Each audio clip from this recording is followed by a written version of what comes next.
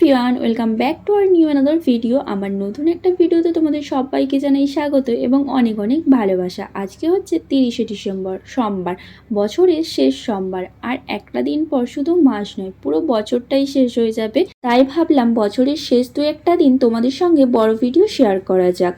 ও আজকে কাজে চলে যাওয়ার পর কিন্তু আমি আর ঘুমোইনি, কারণ সাধারণত ও সকালে কাজে চলে যাওয়ার পর কিন্তু আমি আবার খাওয়া দাওয়া করে 1 ঘন্টার জন্য ঘুমিয়ে পড়ি, তারপর উঠে কিন্তু রান্না বসাই।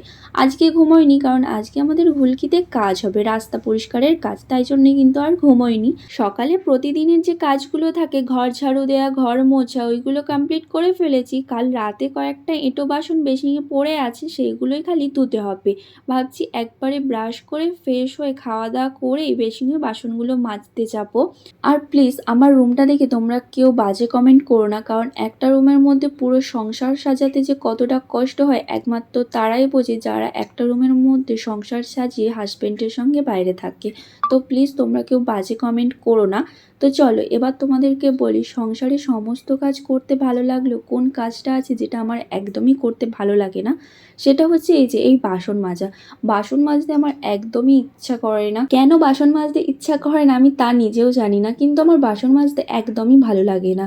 এখন যদি কেউ বলে 8-9 জন খাবে, রান্না করতে হবে, আমি কিন্তু করে দেবো, কিন্তু রান্না করার পর যে বাসনগুলো মাজবে সেগুলো দেখেই কিন্তু আমার কপালে জল চড়ে আসে। মাঝে মাঝে তো খাওয়া দাওয়ার পর ভাবি যে থাক, বাসন মাজবো না, বা কেউ যদি এসে বাসনটা মেজে দিত তাহলে খুব ভালো হতো। তারপরেই পরক্ষণে মনে পড়ে না, আমার তো একার সংসার, আমাকে তো একাই করতে হবে। তারপরে কিন্তু আবার যাই বাসন মাজতে। একটা দুটো বাসন পড়লেও কিন্তু আমি মেজে রাখি না, যতক্ষণ না অনেকগুলো বাসন বেসিনে জমা হচ্ছে একবারে মাজবো। কারণ টুকটুক করে বাসন মাজতে ইচ্ছাই করে না, একে তো বাসন মাজতে ইচ্ছাই করে না, তার উপরে তো আবার টুকটুক করে বাসন একদমই হবে না। তো কি আর করা যাবে, একার সংসারে সমস্ত কিছু একাই করতে হবে। বাসনগুলো মেজে চলে গিয়েছিলাম স্নান করতে, স্নান করে এসে পুজো দিয়ে এখন চলে এসেছি দুপুরের খাবার বানাতে। এখন প্রায় 12টার মতো বেজে গেছে। একটু দেরি করেই আজকে রান্নাটা বসিয়েছি, কারণ আজকে বেশি কিছু হবে না, হবে ডিম সেদ্ধ, আলু সেদ্ধ আর ডাল। কারণ বেশ কয়েকদিন ধরে রিচ খাবার খাচ্ছি, আর কিন্তু কিছু তরকারি ভালো লাগছে না। ভাবলাম অনেক দিন কিন্তু আলু ভাত দিয়ে ডিম সেদ্ধ ডাল খাওয়া হয়নি, তো আজকে চলো খাওয়া যাক। চান করতে যাওয়ার আগেই কিন্তু আমি ভাতটা বসিয়ে দিয়েছিলাম, গ্যাসটাকে লো ফ্লেমে দিয়ে আমি চলে গিয়েছিলাম স্নান করতে। প্রায় দিন আমি এরকম করেই ভাত রান্না করি, গ্যাসের ফ্লেমটাকে আস্তে করে দিই ভাতটা বসিয়ে।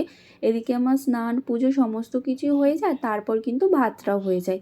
আর আজকে কিন্তু ভাতের মধ্যে আলু ডিম সমস্ত কিছুই দিয়ে দিয়েছিলাম, আর ডালটা আলাদাভাবে সেদ্ধ করে নিয়েছিলাম। এখন কিন্তু কিছুটা পেঁয়াজ আর দুটো শুকনো লঙ্কা ভেজে নিচ্ছি, কারণ গরম আলু ভাতেতে ভাজা পেঁয়াজ আর শুকনো লঙ্কার ডলে খেতে কিন্তু আমার ব্যাপক লাগে।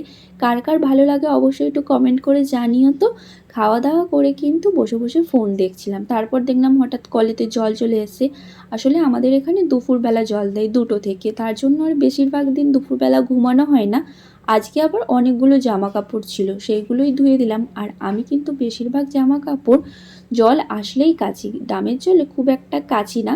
আগের দিন যে কাপড়টা পরেছিলাম সেটাও আজকে একটু ধুয়ে দিলাম, কারণ এই কাপড়টা পরে সেদিনকে বিরিয়ানি খেয়ে নিয়েছিলাম। আমি আবার এই কাপড়টা মাঝে সাঝে পরে সন্ধে দিই, ওই জন্যই আজকে একটু ধুয়ে দিলাম।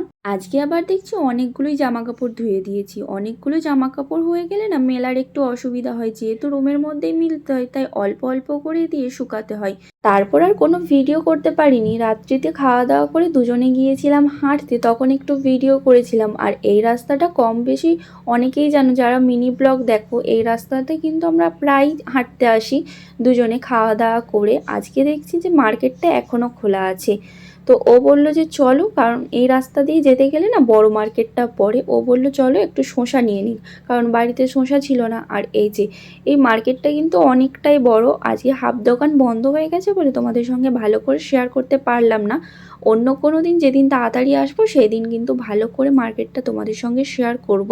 সত্যি কথা বলতে প্রথমটা একটু লজ্জায় লাগছিল এরকম করে ভিডিও করতে বাজারের মাঝখানে।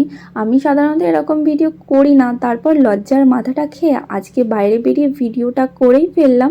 ভাবলাম যে না চলো একটু ভিডিওটা করি, তোমাদের সঙ্গে শেয়ার করি। তো ভিডিওটা ভালো লাগলে অবশ্যই লাইক কমেন্ট শেয়ার করে পাশে থাকবেন। তো আজকের মতো টাটা।